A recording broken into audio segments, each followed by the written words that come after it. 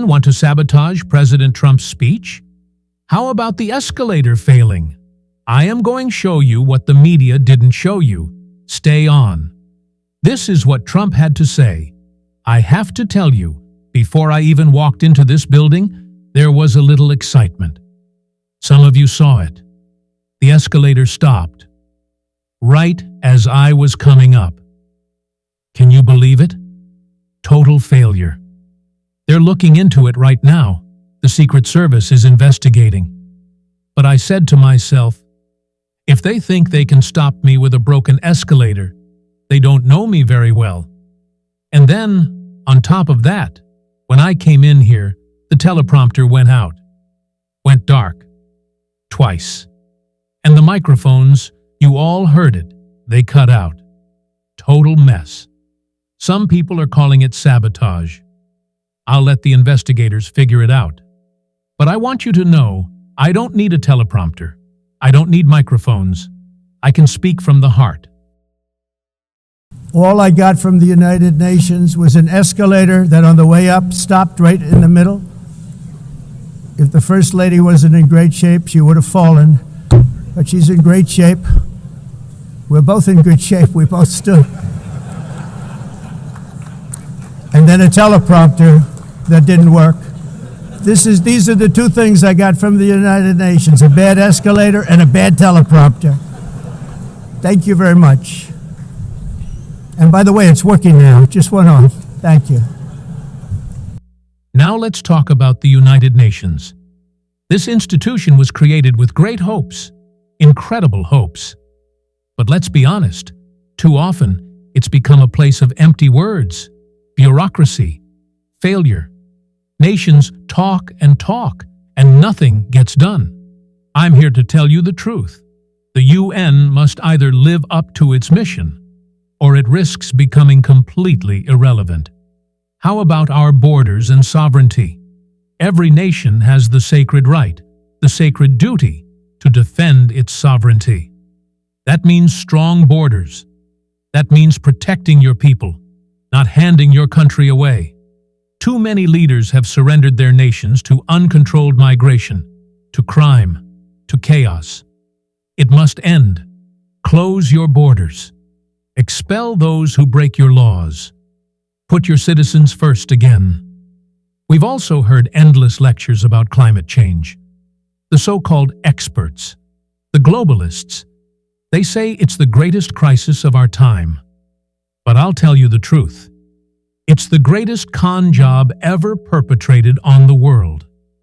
They want to take your jobs, shut down your factories, make you dependent on windmills and solar panels that don't work when the wind doesn't blow and the sun doesn't shine. Look at Europe, destroying their economies chasing this green fantasy, while still buying oil and gas from Russia. It's insanity. Real energy is oil, gas, clean coal, nuclear. That's what builds nations. That's what keeps the lights on. Speaking of Russia, let me be very clear. Russia is not 10 feet tall. I didn't think of it at the time because I was too busy working to save millions of lives. That is the saving and stopping of these wars. But later I realized that the United Nations wasn't there for us. They weren't there. I thought of it really after the fact, not during these negotiations, which were not easy. That being the case, what is the purpose of the United Nations? The UN has such tremendous potential. I've always said it. It has such tremendous potential, but it's not even coming close to living up to that potential. For the most part, at least for now, all they seem to do is write a really strongly worded letter and then never follow that letter up. It's empty words, and empty words don't solve war. The only thing that solves war and wars is action. Russia is not the great superpower they pretend to be. They are, in many ways, a paper tiger. Ukraine can and should take back all the territory that was stolen from them. But Europe must step up. They must pay, they must contribute, they must defend their own continent. America cannot and will not do everything.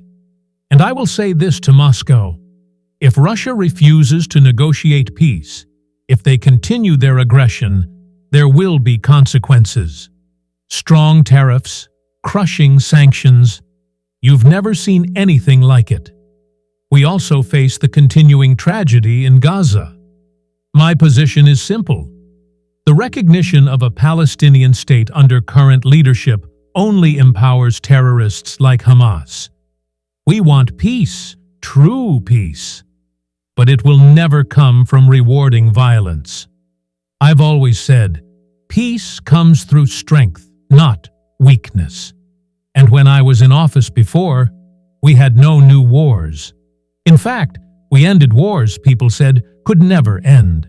We brought historic agreements in the Middle East, and we can do it again. So yes, the escalators may stop, the teleprompters may fail, the microphones may cut out, but nothing will stop us from speaking the truth. The future does not belong to globalists. The future belongs to sovereign nations, proud nations. Not only is the UN not solving the problems it should, too often, it's actually creating new problems for us to solve. The best example is the number one political issue of our time, the crisis of uncontrolled migration. It's uncontrolled. Your countries are being ruined. The United Nations is funding an assault on Western countries and their borders. In 2024, the UN budgeted $372 million in cash assistance to support an estimated 624,000 migrants journeying into the United States. Think of that. The UN is supporting people that are illegally coming into the United States, and then we have to get them out. The UN also provided food, shelter, transportation, and debit cards to illegal aliens. Can you believe that? On the way to infiltrate our southern border. Millions of people came through that southern border. Just a year ago, millions and millions of people were pouring in, 25 million altogether over the 4 years of the incompetent Biden administration. And now we have it stopped, totally stopped. In fact, they're not even coming anymore because they know they can't get through. But what took place is totally unacceptable. The UN is supposed to stop invasions, not create them and not finance them.